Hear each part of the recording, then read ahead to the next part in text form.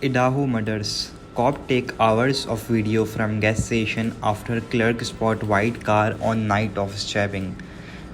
Detective collected 8 hours of surveillance video Tuesday morning from a gas station in Moscow where a clerk says a white sedan passing by 3:45 a.m. on the night of the unsolved stabbing deaths of 4 University of Idaho students.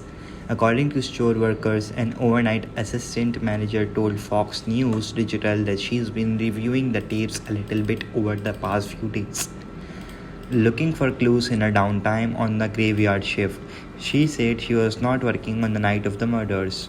Monday night, she reached the 3 o'clock hour and spotted the car. She said she took a picture of the screen and sent it to the email address police set up by the receiving tips. She said, I had a weird feeling to go onto cameras, she said, asking that her name should not be publicized out of safety concerns as the suspect remains at large.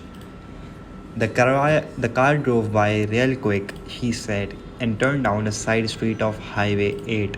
Last week, police said that they were looking to speak with the occupants of the white Hyundai Elantra who may have information on the slaying of Madison Morgan, 21, Kaylee Conclaves, 21, Ethan Chapin, 20, and Zan Kernol, 20. The three women lived together at the home, and Chapin, who was dating Kernodle, spent the night over.